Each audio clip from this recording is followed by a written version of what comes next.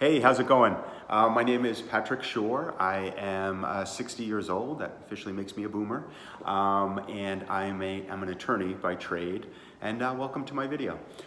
So, what annoys me about those millennials? Now, I have to be very careful here because both of my children are millennials.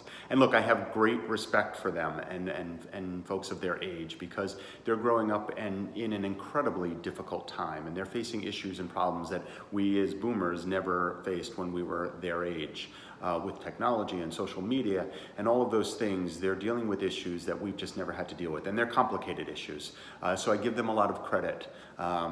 But I guess the one thing that stands out for me with respect to them as a generation is, and I've worked with a lot of millennials, I've hired them, and they're all good and hardworking people, but there's this feeling of entitlement, I think, that a lot of them have, and I think it's because they grew up. And look, I was a helicopter parent myself, you know, and you want to help your kids so much, and you want to reward them when they do well, but I think the pendulum has swung too far, and they got rewarded for everything, like these show-up trophies, you know, just by playing you get a trophy. It wasn't that way when I was a kid, you know, the first place team got the trophy, and that's the way it was, and you learned how to deal with that.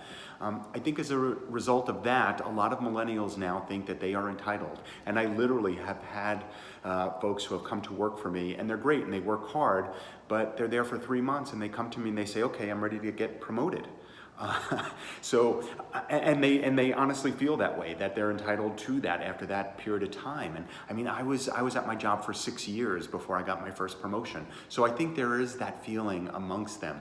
The other thing I think with a lot of them is because they have this access, this instant access to information, they think they can answer every question and they can answer it immediately. And oftentimes that happens. I've had, again, folks that are working for me, they will get me the answer because they know how to go and find that quick answer.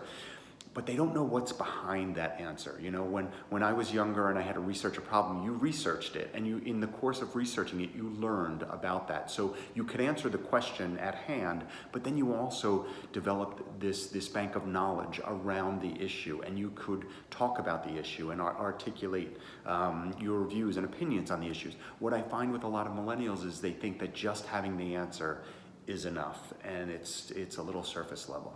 So anyway, that's my take on the millennials.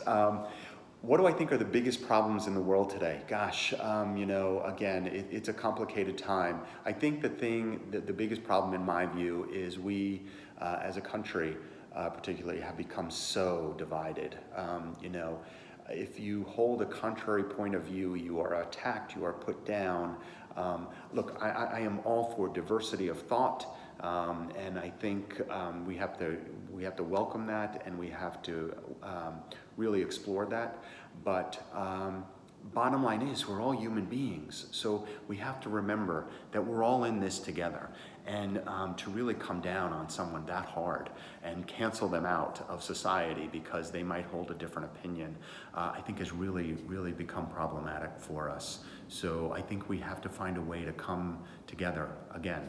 And I don't mean to get all whatever about it, but we need to find a way to really kind of face issues and face problems in a more unified way, whether you're black or white or male or female. You know, we can still, again, we're still human, and I think we need to keep that in mind and remember that. So. And last but not least, my heroes. Gosh, of course, my dad. My dad was an amazing guy. He was just incredible. You know, raised 5 of us kids, and he was a retired policeman in New York City, and just worked hard every day. And I had just such great respect for him. And he just made me feel like I could do anything.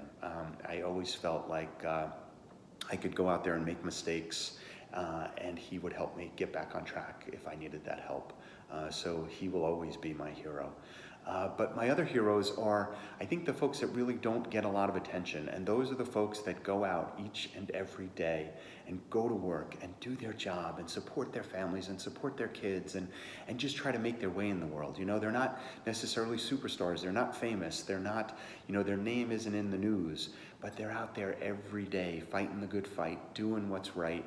And I have such great respect for them, and I think they are a dying breed.